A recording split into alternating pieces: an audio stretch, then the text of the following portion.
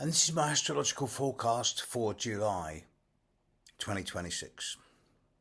Those of you who have been following me a long time will know that for many years I've been mentioning how 2026 is going to be the year that changes everything. And when we started the year, we had all of those new moons and full moons, all at the same degrees for 6 months, which in itself was a once, I've never seen that before. Followed by the Saturn-Neptune conjunction, followed by the 7 planets in Aries. And we've all seen what's happening in the world, at least on the surface. And most of us are aware of the machinations that are going on behind the surface.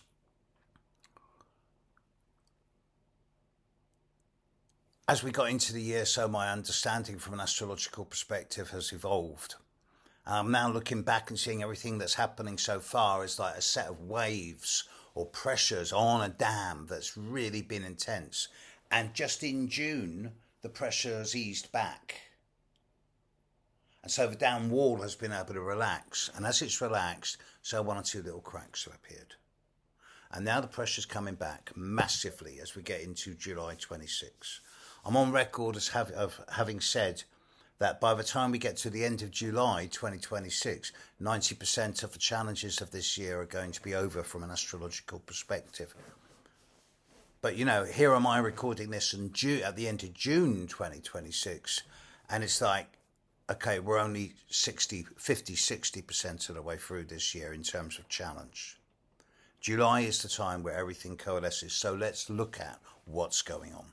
There's at least 4 big things happening this month, all in tandem. Firstly, in the 3rd week of July, we've got the lineup. Jupiter at 4 Leo, Pluto at 4 Aquarius, Uranus at 4 Gemini, Neptune at 4 Aries. Now, the big one is Jupiter opposite Pluto. The biggest and the smallest planets, the brightest and the darkest, the loudest and the quietest. Jupiter rules the overworld, Pluto rules the underworld. Jupiter's going to amplify everything that Pluto in Aquarius has been trying to bring out over the last couple of years. We're going to see an escalation. On the surface, we're going to see an escalation of war. But this is on the surface, and that is the thing that's going on in the foreground. In the background, Jupiter opposite Pluto is going to bring out, it's going to amplify, exaggerate, and erupt all of the stuff that's been hidden. All of the dark, sordid secrets. Not all of them, but most of them. And there's going to be a great deal of hype and spin about, oh, I didn't know this was happening, and I didn't realise this, and it's not my fault. Now, it would be easy to say with Jupiter opposite Pluto that the amplification is going to get out of hand, and it could go, for example, nuclear. No, it won't. Remember, Uranus and Neptune are ameliorating this. And they're going to stop it getting absolutely silly. But this is the time where there's going to be big disclosures. Big secrets are coming out. A lot of dominoes are going to topple. And it's all being disguised in terms of the that sounds wrong.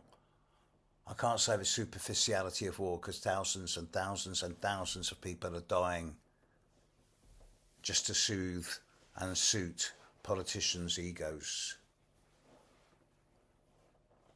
But whether it's Palestine, Ukraine, the Gulf, Iran, there's going to be escalation this month, and then it's going to die down a lot. It's really going to die down as we get towards the end of this month. But this is the big one that's happening in July. But there's others as well, particularly at the start of July, where we've got Mars moving into Gemini, conjuncting. Still not. I've been so sick for the last 5-6 weeks. I'm sorry. Mars conjunct Uranus in early Gemini, and that's a real shocker. That's going to bring sudden news, shifts, changes, ideas, communications. There's going to be developments, and this is in the next few days. Should be a really exciting and stimulating time. Mars conjunct Uranus in Gemini. I like the feel of this. It's going to bring some type of opening. As I say, the dam is getting about ready to break. And I think we're going to see some type of announcement or some type of development, discovery that's going to change things for the future. All of this is happening during a Mercury retrograde. Mercury goes retrograde today, the 29th of July. About 5-6 p.m. tonight, UK time, 7 p.m., something like that.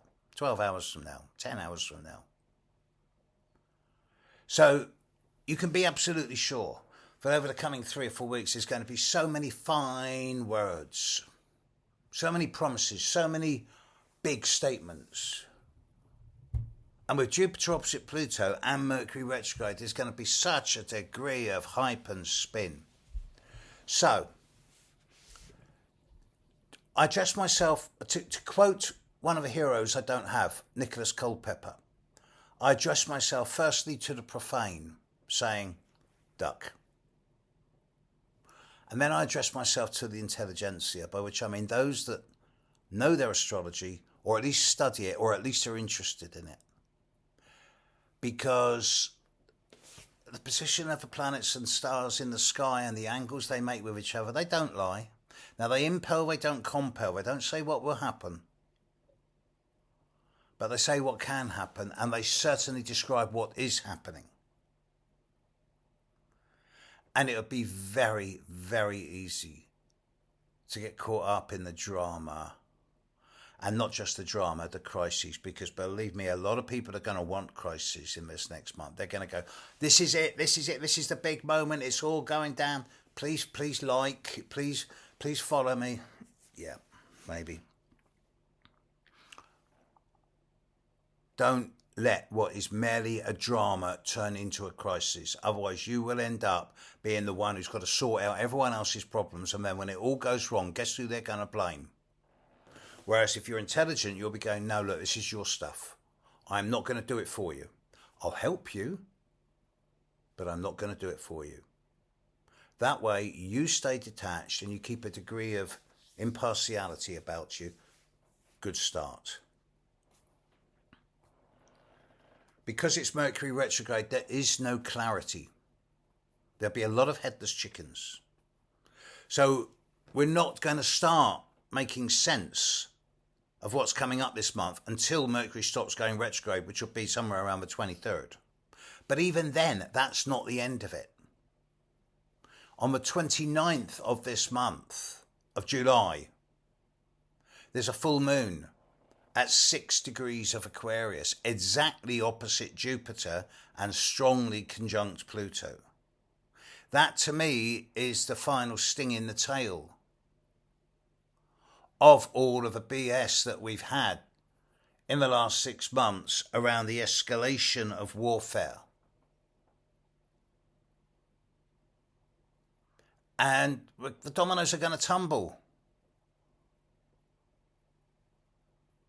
This is an absolutely crazy time, and it's very exciting, it's very stimulating, and to me, from an astrological perspective, it's a true blend of anticipation and trepidation. I'm absolutely scared. I'm not exactly crapping myself, but you could say I am, for the world, not for me. I'm doing massive things, massive changes in my personal life when I'm not busy being sick.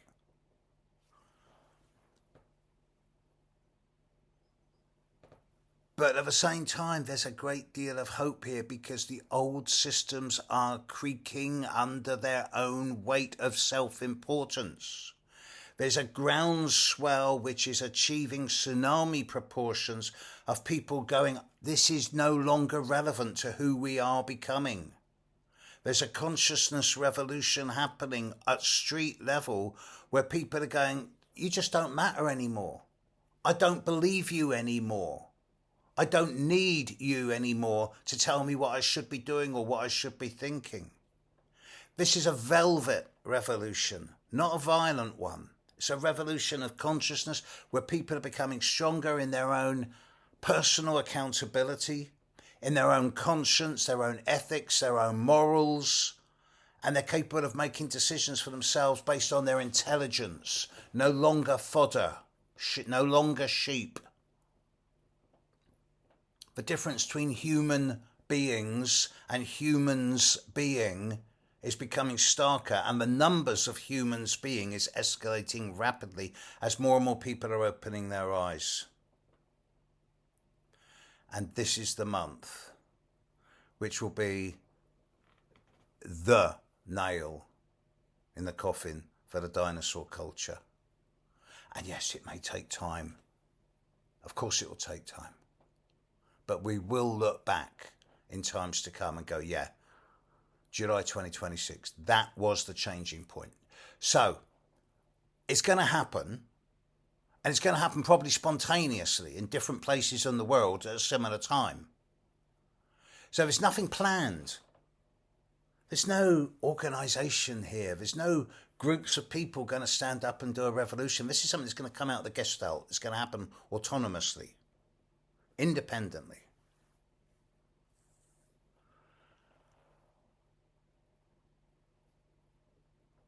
As individuals, it's very easy to say, I feel powerless. I can't make changes. You can change the way you see the world. You can change your perception. And you can be strong and quiet at the same time. You can speak your truth in a way that's projective and assertive without being confrontational and aggressive. And you can speak what you believe in. And you should find that there's a lot of people out there who are similar to you. This is not a month to go to extremes at the personal level. Do not buy into the hype and spin. Stay centered within yourself. Question yourself as to the authenticity of everything that's being presented to you.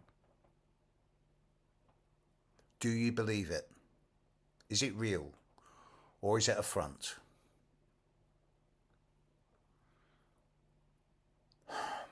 It'd be easy for me to go into way over hype and spin now. But I've been waiting for July 2026 for 40 years. To me, this is one of those pivotal moments of human history where the actions and decisions that are taken this month are going to echo for a very long time into the future. And we as a species will be judged not only by our grandchildren, but by our great-great-great-grandchildren, if any of them still exist, as to our fitness as a species to evolve. Because the alternative is that we don't.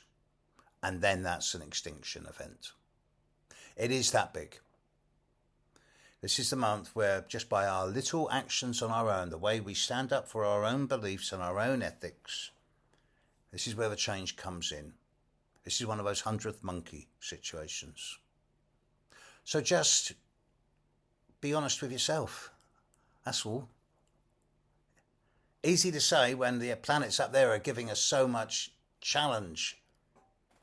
But when the going gets tough, the tough get going. The easy charts have easy lives. They get the guy and the girl and the kids and the family and the home and the money and the job and the car. And they're never happy. Those who struggle, who realise that it's all about being on the road rather than getting to the journey, the success at the end of it, they're the ones who thrive and grow and become happy. And that's what I want for all of us. Okay, enough philosophising. Go out there and live. Live to your fullest. Catch you soon. Be well. Bye.